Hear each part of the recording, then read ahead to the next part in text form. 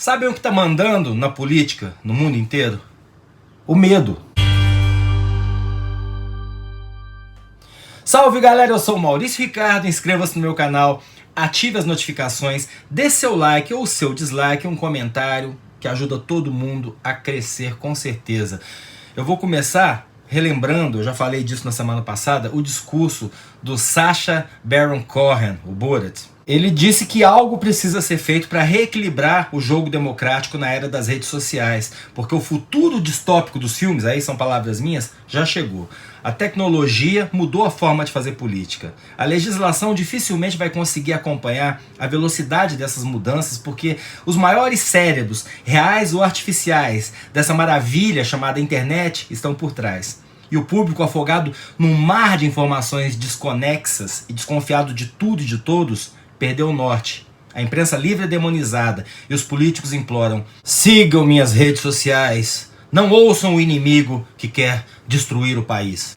E aí tá feita a cisão do tecido social. Chega a ser uma hipocrisia que todos os players desse jogo sujo falem em Brasil, povo, nação, quando em momento algum reconhecem os erros e mentiras que levaram à existência de mais de um Brasil, dividiram o povo e deram à nação significados diferentes e conflitantes. E assim a gente chega ao final de 2019, que sequer é um ano eleitoral, com um cenário inimaginável para quem viveu num mundo sem Facebook, YouTube, Instagram ou Twitter. Tente não colocar nome nos personagens só para imaginar o cenário. Em entrevista, o filho do presidente da República, deputado federal mais votado do Brasil, sugere a possibilidade da volta do AI-5, o ato institucional da ditadura militar que enterrou o que ainda sobrava de democracia no Brasil pós-64. Um ex-presidente e líder político criminoso condenado em 2 instâncias responde aos recursos em liberdade e aproveita para promover showmícios em todo o país, conclamando as massas a irem às ruas.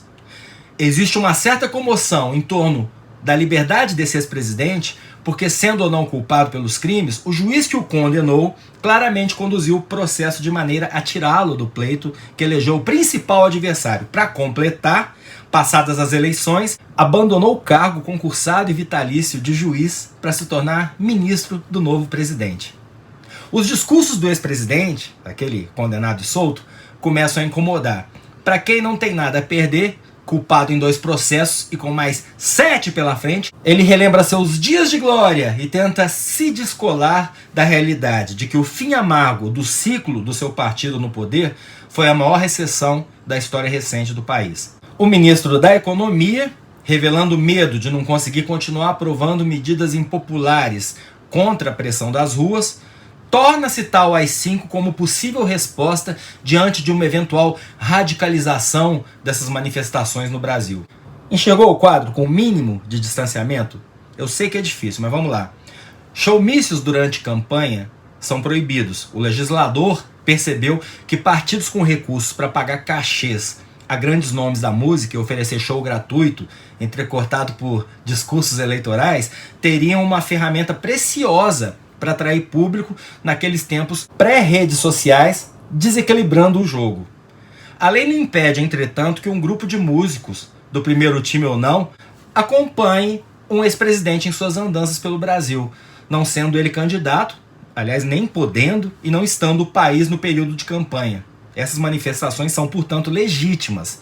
Na era das redes sociais, ninguém precisa comprar espaço em rádio e TV para anunciar os eventos. A própria militância se encarrega de compartilhar e impulsionar os convites para que as pessoas saiam de casa. A legislação também não proíbe isso. Olhando friamente, é exatamente a mesma fórmula, barulho em redes sociais e manifestações legítimas, que ajudou na queda de uma ex-presidente da República e na eleição do atual presidente.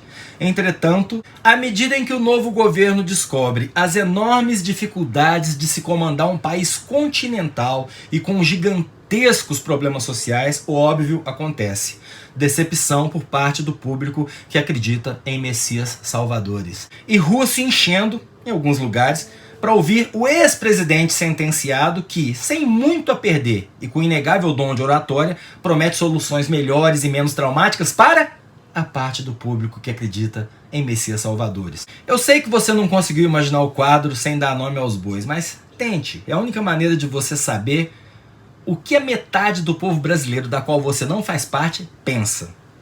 As ameaças repressoras do grupo do presidente Bolsonaro são injustificáveis e hipócritas. Ele usou e usa as mesmas armas para chegar ao poder: manipulação de informações através de redes sociais e a pressão do povo nas ruas. Mas já descobriu que, estando no poder, a coisa é diferente. É difícil conseguir o mesmo grau de engajamento quando o povo não viu ainda luz no fim do túnel e, por isso, não soltou as pedras que carrega nas mãos. Aquele que ajudou a quebrar a estrutura anterior agora é a vidraça. É muito diferente, muito difícil obter o mesmo barulho espontâneo do passado recente em redes sociais quando, por diferentes razões, uma boa parte dos apoiadores abandonaram o governo. A turma anticorrupção não engole a tentativa de encobrimento de possíveis crimes do filho senador do presidente, o Flávio. Os armamentistas não queriam só posse, queriam porte de arma. O desempregado, que tem foto de perfil tirada dentro do carro, vestindo camisa da seleção e óculos escuros, continua sem emprego dirigindo para Uber. Até os viúvos da ditadura, que sonhavam com a ordem e a disciplina no estilo militar, quebraram a cara. Estão vendo os generais do governo burocráticos e discretos, eu particularmente agradeço, enquanto a ala olavista envergonha o país com sua falta de senso, falta de noção e falta de educação. Por isso é que a saída dos governistas hoje é falar em AI-5. É um discurso que agrada quem está com o governo incondicionalmente. A ala antidemocrática radical e os olavistas. E tenta trazer de volta a militância perdida, usando uma arma que não tem nada de moderna ou tecnológica. Medo. O medo do outro. O medo do caos social. Medo de virar Venezuela e medo de virar Chile, o que por si só é um paradoxo absurdo, já que a Venezuela era bem próxima do que o governo Bolsonaro tinha medo do Brasil ser, e o Chile bem próximo do que o governo Bolsonaro gostaria que o Brasil fosse. Em essência, o medo é o mesmo. Medo não é privilégio de nenhuma ideologia, é ferramenta de dominação, desde que o mundo é mundo. Medo dos bárbaros, medo dos romanos. Medo da plebe, medo dos nobres. Medo dos judeus, medo dos nazistas. Medo dos russos, medo dos americanos. Quem molda o medo é quem controla a narrativa. Só que hoje governo nenhum controla a narrativa. Por isso há tanto apreço a uma divisão ideológica rasa e que já não define mais o mundo. Para Guedes e Bolsonaro, no Chile o problema é a esquerda insuflando o caos e na Venezuela é o povo lutando por liberdade. Essa é a voz da direita. No discurso do Lula, mudam-se os polos. Na Venezuela, é o caos provocado por elementos externos para evitar o sucesso de um governo do povo, e no Chile é o povo explorado se voltando contra os liberais de direita, traidores do trabalhador. Essa é a voz da esquerda. Mas nos dois casos, é só o povo pedindo a mesma coisa, que é o mínimo: comida, educação, emprego, moradia, aposentadoria. Em 2010, a compra de parlamentares já era fato, Caixa 2 já era fato, todo mundo sabia que Lula era aliado de alguns dos maiores escroques desse país, mesmo assim, ele tinha incríveis 87% de aprovação. Quando eu vejo todos esses senhores e senhoras bolsonaristas revoltados, com razão, deixa eu frisar, com a corrupção nos governos petistas, eu fico só imaginando o porquê deles não terem ido às ruas em 2005, logo no início do escândalo do Mensalão, para abortar esse que seria o maior caso de corrupção da história do país. Primeiro, porque a economia ia bem. E segundo, mas não menos importante, a internet não estava capilarizada e as redes sociais não tinham tanta força para aglutinar multidões. Ontem eu li um internauta comentando que o que mudou na política é que com a internet o povo tem acesso ao que a mídia não mostrava. Antes fosse. A internet fez a mídia ficar mais plural, sim. É muito positivo ver pequenas redações ou produtores de conteúdo independentes podendo levar a notícia até o público sem depender de concessão estatal ou gráficas com rotativas e bobinas de papel gigantescas e caras. Mas se fosse só essa a mudança, mais informação, a política teria mudado para melhor. E eu acho que mudou para pior. A verdadeira e, na minha opinião, mais nociva das mudanças veio do fato de que toda essa informação chega para boa parte do público reprocessada e manipulada para se moldar aos interesses de um grupo específico reunido numa bolha de rede social ou num grupo de WhatsApp. A informação não chega ampla, chega ideologizada. Em alguns casos até editada e deturpada para dar mais ênfase ou menos ênfase a uma narrativa. Ou para alimentar o discurso de ódio que sempre anda de mãos dadas com o medo.